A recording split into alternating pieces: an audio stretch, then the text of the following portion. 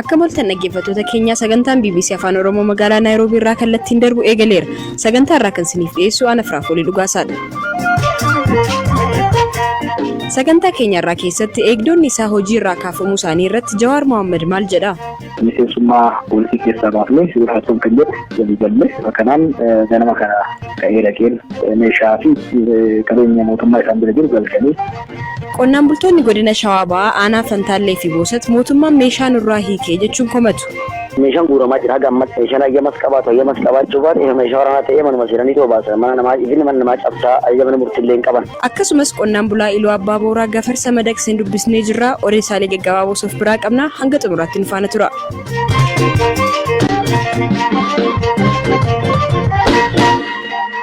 Qonnaan bultoonni godina Shawaa Bahaa aanaa Boosatii fi Fantaallee irraa dubbisne gaafa roobii eegalee humnoonni nageenyaa meeshaa hidhatan akka irraa hiikaa jiran dubbatu. Gandoonni qonnaan bultoonni kun jiraatan naannoo Amaaraa karaa godina Shawaa Kaabaa kan daangeessu yoo ta'u irra deddeebiin rakkoon nageenyaa bakka itti uumamudha. Kaan hundarraa akka hiikamu kaan immoo kanneen seera qabeessa hin taane qofaarraa hiikamaa jira jechuun dubbatu. Meeshaa naannoo akka gandaatti dhufaniitu walla meeshaa saddeeti nurraa fuudhanii meeshaa saddeet fudhatanii milishaa fi warra diinsoodhaa wal keessa meeshaa fudhatamee nurra. Qaama mootummaati odeeffannoo irraa ramadamee jaanii gaafannee gandaan kana diinjiltiin jedhee seenanii bakka sagantaa jaanii meeshaa jiran. Seera kanarraa ni mandara suuraa tokko irraa fudhachaa jiranii deemii jedhaffaa jamaa achirraa fudhatanii rakkuma nageenyatii fi jaamala jaanii wanni manchisiisuun dubbatan jiru malee. Warra ayyaman qabneetu fuudhan isaan dhimma nageenya kanaaf jecha malee warra ayyama qabu laalleetti madeessanii malee irraa fudhatan. Kana aanaa Fantaalleetti illee jiraan hin jaan odeeffannoo dhageenyu malee nageenya waan agarre hin qabne warra aanaa Fantaalleetti fi aanaa Boosatii fi jaanii dhimmi nageenya kun warra madameef. Qabiyyee jiruun nageenya mirkaneessannee waa yaadnu qabu waan akka isaan talagaatii bishaan jiran garuu meeshaan warra rakkoo qabisa irraa guuramee sirriidhaa fakkeenya maqaa nama tokkoo dirmeetiin jala maaliif meeshaan guuramaa kan jedhu kanneen adda addaa akkaataa irraa uummanni gaa'ee naawwanni fayyadamu jirudha. Amma meeshaa waraanaa namarraa guuraa jiranii Boosatii fi Fantaallee lamaan jidduutti.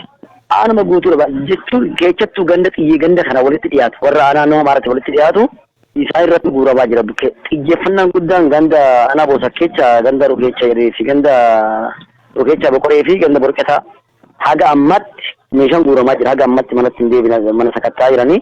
Meeshaan ayyamas qabaatu ayyamas qabaachuu baate meeshaa waraanaa ta'ee manuma seenanii toobaasa mana namaa cabsaa ayyama murtillee hin qaban akkatti cabsaa guuraa jiran. Humna addaati kaayoo humna hidhatee humna addaati jedhanii humna addaa yoo ta'e humna addaa naannoo Oromiyaa yoo ta'e nama uummata Oromootiif dhaabbate malee nama uummata Oromoo miidhuunis akka beeknutti ka'oo kan Oromiyaa ta'e yoo kan federaalaa ta'e immoo kan mootummaa federaalaa ta'e maaliif karaa naannoo Amaaraatti seenee warroota daangaatti walitti bu'an kana maaliif irraa hin waan jedha sana komii akkanaa qabna nu. Mariin hin jiru warra bulchaan illee yoo gaafannu humni kun humna nuyi bobba'uu miti warra olaanota ramadee waan isaan ramadeefis hin beeknu nullee amma aangollee hin qabnu kanaaf waan goonu hin qabnu waan jedhan isaa illee kan kaasan yoo bilbilee gaafannu warra aanallee kanaaf homaa gochuu hin dandeenyu waan jedhan kan deebisan. Dhimma kana irratti kan dubbisne bakka bu'aan ajajaa qajeelcha poolisii godina Shawaa Bahaa Komaander Tasfaa'uun Taaddasaa garuu hojii saamtota adamsuutu adeemsifamaa jira malee meeshaan waraanaa qonnaan bultoota irraa fudhatamaa hin jiru jechuun BBC'tti himaniiru. Qotee bulaarraa meeshaan hidhamaa jiru hin jiru. Saamtonni ispaartii kanaan wal qabatee saamicha adda addaatu gaggeeffama. Saamicha kanaan wal qabatee hojiin shakkamtoota barbaadu hojjetamaa jira. Kanaan wal qabatee namoonni dhimma kana shakkaman qabaman yoo jiraatan alatti kan taphattoonni meeshaa hiikuudhaaf qotee bulaarraa meeshaan hidhamaa jiru hin jiru. Yoo kana keessatti namni nagaan irraa hiikamee jiraate adda bahee kan seeraan deebi'uuf ta'a malee namni akka raawwanne meeshaan sararaan hiikamu gara fuulduraatti hin godhamu.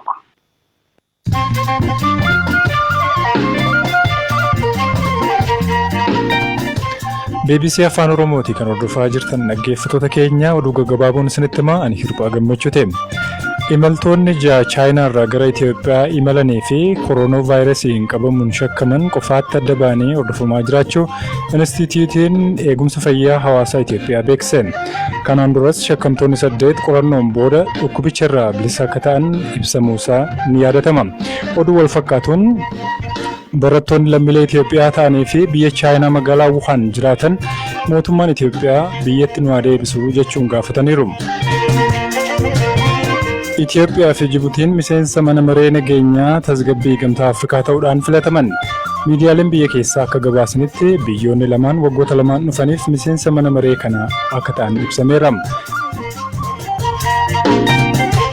Lammiileen Itoophiyaa godaansa seeraan alaatiin Afrikaa kibbaa osoo imalanii Taanzaaniyaa keessatti hidhamanii turan keessaayis namoonni 75 boru Finfinnee ga'u jechuun imbaasiin Itoophiyaa achi jiru ibseera. Kanaan duras imbaasichi lammiileen Itoophiyaa 1,500tti siqan mana hidhaa biyyattii keessa akka jiran ibseera. Oomaan hawaannisaa baha Afrikaatti babal'ate to'achuudhaaf doolaarri miiliyoona 76 yookiin immoo birriin biiliyoona 2.4 ol akka barbaachisu dhaabbanni nyaataa fi qonnaa idil addunyaa beekseera. IBC'n dhaabbaticha yeroodhaan akka gabaasetti baha Afrikaatti hawaannisni midhaan heektaara 10,000 irra jiru irratti miidhaa akka geessee fi lammiilee miiliyoona 30 ol irrattis yaaddoo uumuu ibsee jira. Oduun sa'aatii kanaaf qabadhe isaan kana turan.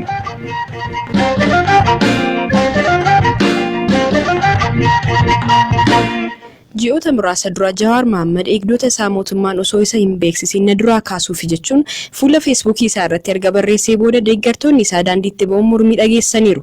Mormiin kun gara hokkoraatti jijjiiramee magaalota Oromiyaa garaagaraatti lammiileen 86 lubbuu dhabaniiru. Dhimma kanaaf Jawaar Mohaammed mootummaa yeroo himatu mootummaan ammoo ajaja akkanaa hin kennine jechuun ibsuun isaa ni yaadatama. Kaleessa galgala miidiyaan OBN poolisii federaalaa madda godhachuun mootummaan eegdota Jawaar Mohaammed kaasuu isaa gabaasee ture. Gabaasni kun poolisiin federaalaa dhaabbilee morkattoota siyaasaa kamiifuu eegumsa akka hin kennine beeksisuu isaa hima. Dhimma kana irratti ammayyuu taanaan obbo Jawaar Mohaammed dubbiseera.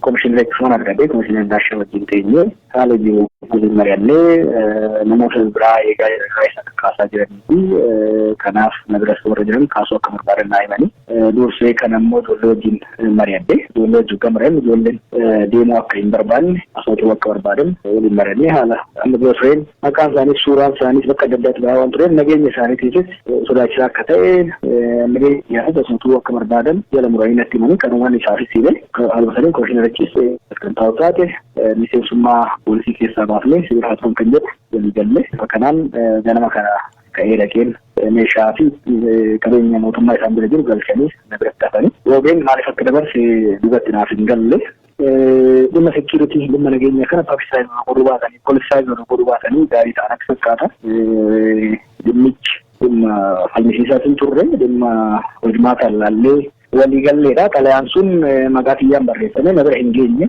erga OBN bira ga'eedha kan ijoolleen OBN keessa jiran kan natti fidanii warri poolisii federaalaas dhimmichi miidiyaatti ba'uusaa hin beekne ture ba'uus hin qabu ture kan jedhu arra dubbatanii maaliif miidiyaa irratti waan sandeessuu akka barbaadan naaf hin galle. Eegdota meeqa qaba turte Jawaar?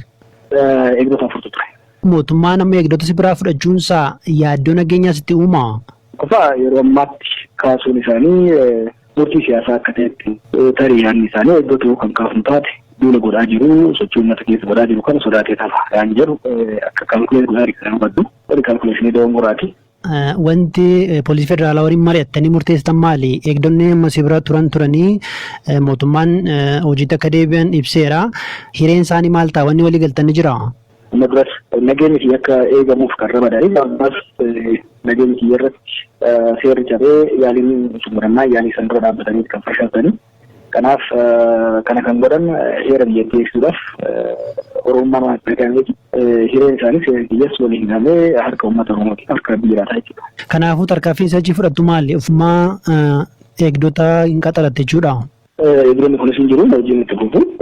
Yeroo caalaa immoo uummanni Oromoo jira waaqessiira. Kana caalaa eegduun waaqaaf uummata caalu samiis hin bu'u lafaa hin ba'u. Akka poolisii federaalaa wajjin mari'atteetti taanaanii si qofa osoo hin taane hooggantoota siyaasaa kaan illee si'achi eegdota karramanneefidha kan isaan sitti himan. Isaan akkas jedhanii garuu dhugaanatti hin fakkaatu. Wanti dhimmi kun dhimma maanaa wal qabatudha.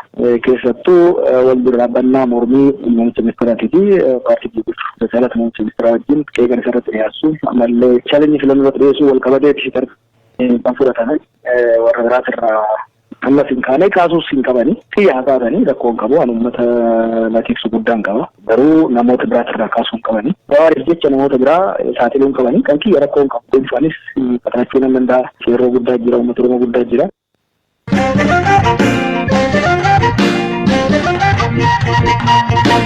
Odeessa keenya sadhumaan dargaggoo Gafarsa Madaqsee dubbisneerra. Dargaggoon ganna 27 Gaashaw Dammallaash godina Iluu Abbaa Booraa aanaa Daarimuu ganda Abuunaa Galii keessatti qonnaan bulaadha. Akka lakkoofsa Itoophiyaa bara 2008 keessa ilmoo Gafarsaa lagatti raaree keessatti kufte tokko argee garaa jabaatee bira darbuu waan dadhabeef Gafarsa kana gara manaatti geessuun kunuunsuu eegale. Amma garuu Gafarsi kun rakkoon irratti uumaa jira jedha. Ammayyuu taanaatu dubbise. Itti geessuun iyyuu abbaa koo kana kaafaddeeni. Akeekinyootti kaa'ee fudhee galee utuun sa'a tokko hoosisuu waan adda addaatti kennu bakka madaqe. Gaafa madaquu bakka hin guddatee. Maal gootee guddifte kana yeroo guddistoo maal siifaa godhuuf guddifteeti? Waa hundatti kennee waan hin nyaadhu hunda isaatti kennee guddise. Buddeena waan hin nyaadhu hunda isaa naan kenne soogiddaa damma mataa isaallee kenneedhaaf. Yeroo kana guddiftu kana maal siifaa godhuufi? Maal sidaa wanta bifii tokko uumuuni. Itoophiyaan ittiin guddate maqaa dhaabu aartii agaluu hiriiraan guddise qaabboota. Amma gaa erga guddisoo eegaltee waggaa 4 ta'eera. Eessa oola Gafarsi kun? Kunoo hidhamee oola. Waggaa 4 guutuu moo? Waggaa 4 guutuu miti kunoo heddumanni nama nyaatee horii nyaachuu caccabsuu jalqabee ni deemal. Isa duroo eenyu horii wajjin oolaa? Horii wajjin oola isa dura isaan duratti. Innati jalqaba guddisuudhaaf fudhatte garuu amma rakkoo keessa nagalcha jettee yaaddu? Rakkoo keessa nagasheera malee anuma iyyuu nyaatee ture bakka achiin amma deebi'ee na dhiiseera namatti darbe nama horii warra kaanitti darbe. Gafarsatti laga buustanii Gafarsatti naquuf hin yaadne isin? Geessee iyyuu bakka isaatti gadhiiseera na duukaa galee malee. Lidee na duukaa galee. Maaliifi? Hin beekaani bakka gatii madaqeefi qaba. Amma gaa maal gochuu yaadde Gafarsa kana? Mootummaatti iyyattee beektaa kana dura? Warra godinaas gaafaddeera warra bosona warra kabsirbaadaa gaafaddeera. Maal siin jedhan? Hin kaafne dhugaa maalummaan nageenya bakka kunoo amma yoona nama na utuun gaafaddu tala yaa geessu kunoo amma kan yoona gaheera kaa'umaa deebinaan deebisne. Bakka irratti dhufanii ilaalanii fiilmii gaafatanii magdeemu malee gaaffiin kana ammayyuu ammarra geenye bakka amma deengata nama harkaa nyaate bakka baay'ee guddate amma. Aha nama harkaa nyaate? Nama harkaa nyaate. Ati camaduuf hin yaadne? Ittiin qoteeraan. Hin qotaa sirriitti? Hin qotaa gosa caalaatti qota. Amma gaa mootummaan harkaa fudhatu jette waggaa 4 ta'e yoo ammas harkaa fudhatan osin mararuu? Yaanna kaa'itti deebinee walii gallee ammas. Erga fudhatanii booda akkasii deebisan barbaadde? Lakki. Maal rabbi gara biraan qabu? Ammas laga dhattee fiduufi? Kana dura nama Gafarsa Madaqsee dhageessee yookiin agartee beektaa bakka isin jiraattanitti? Hin beeku. Warri durii adamsuudha malee madaqsan hin beekanii? Hin beekanii jeruman nama arfeeyyuu miti namni Gafarsa ajjeese seenaa qabaa jira ani immoo fayyaa isaa guddiseen agarsiisaa jira qabutummaa godhin kaayyesse. Kanaaf isa dura adamsan sana sirrii miteettee mormita? Eeyyee nan morma. Horiidhaan wanta godhe maalaafi gooda bichiteedha. Jagnummaadha. Kanaafuu amantaa horiidhaan amtuu isaa horiidha bakka. Baasii nyaataa Gafarsa kanaatiin wal qabatee kisaaraa qonnaan bulaa kanarra ga'uun alatti namootuma guddisan irrayyuu miidhaa qaqqabsuu danda'a sodaan jedhu jira.